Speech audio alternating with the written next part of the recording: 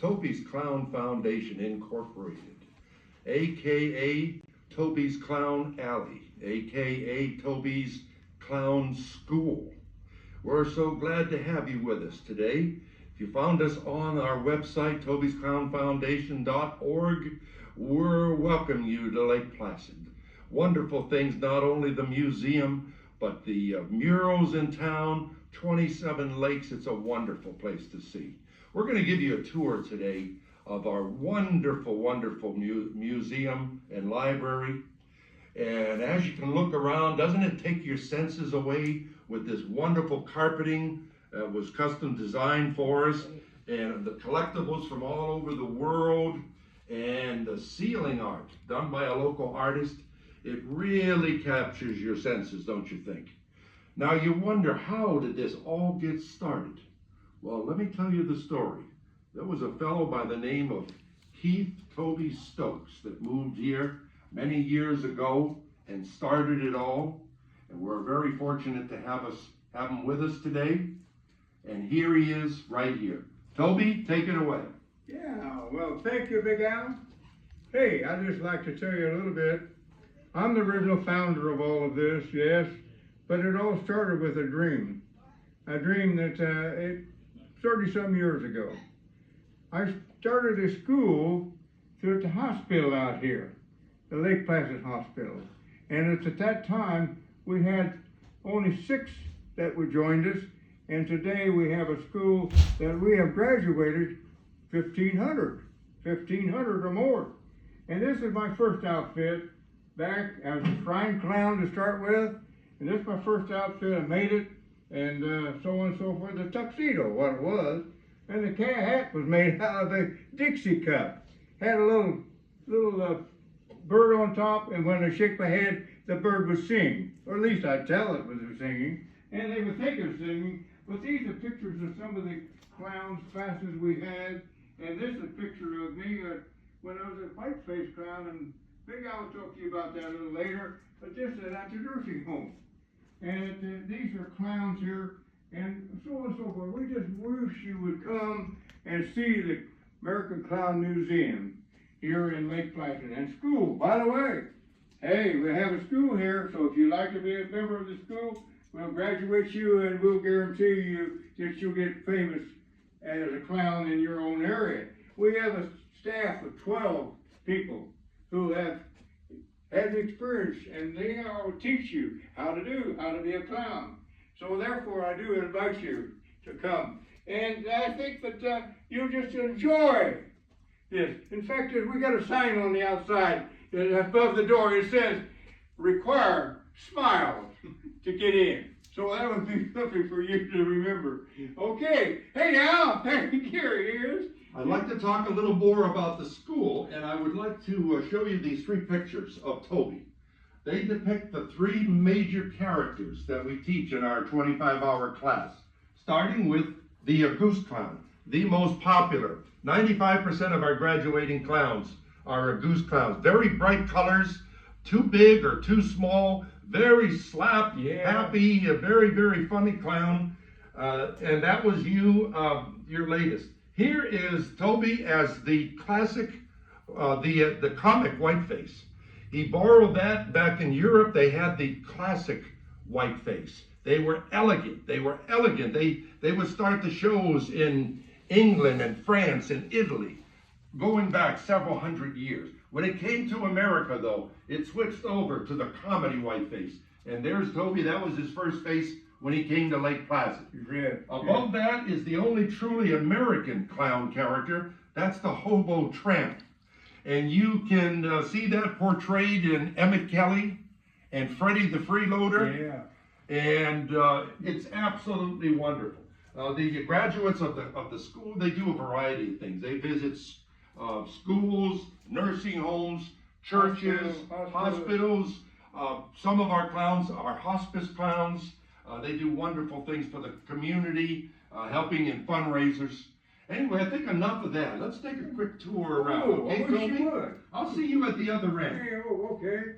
Real quick, we have a display here of what it was like during the Depression for clowns that lived 24/7 with the circus. It was a tough life. This one picture depicts what it was like. They had to get their face on pre-dawn every single day, and they had to get out and work before the matinee. They do 2 matinees and 2 evening shows. Very, very tough work. We got some wonderful displays of what life was like back then. Here we have a collection from all over the world. Just a very few that I will show you. The Ron Lee's, an American artist, very famous. That's not gold paint, that's real gold on there. Up here is Chuck Oberstein, another famous American artist. Over here is the Yadros from Spain. Very, very rare and beautiful collection. And these are the Muranos from Italy. So enough said here. Let's go on to, we have a collection here from Mark Anthony, who has been gone for decades now. He was the prop designer for Ringling Brothers. In his part-time, he used to whittle out of wood famous clowns that he knew. These go back 75 to 100 years. So we have a very wonderful collection that he did in his lifetime. Going to this wall here, this is our circus wall. We have lots and lots of posters. Back in the old days, you knew the circus was coming when you'd see posters all around town. They used to throw them away at first, but then they started saving them, and actually, some of them were signed. We have a couple. Here's one of Felix, a very rare poster. Here's another one of Lou Jacobs. He's been gone for many years now, a signed poster. Absolutely wonderful, wonderful stuff. What we have here is one of my favorites. They're all miniatures, the same scale, given to us by very many people. When I installed this, I had just this table made, and it was missing. So I found the picture of the Big Top on the computer. I have a local friend that's a seamstress. I asked her if I made the frame, could she sew the top? I think it's absolutely wonderful, and there it is. The kids especially love it. Coming up here is a collection of Jim Howell prints that we've got. He's a famous clown, a circus clown that retired, and he's still very active. So he's donated all of these to us. Very, very wonderful. But the most wonderful are the Red Skeltons. In his elder years, he drew a lot of what-if pictures of him as a clown that he wished probably he could have used on TV. But anyway, the first 2 we got were these 2 right here.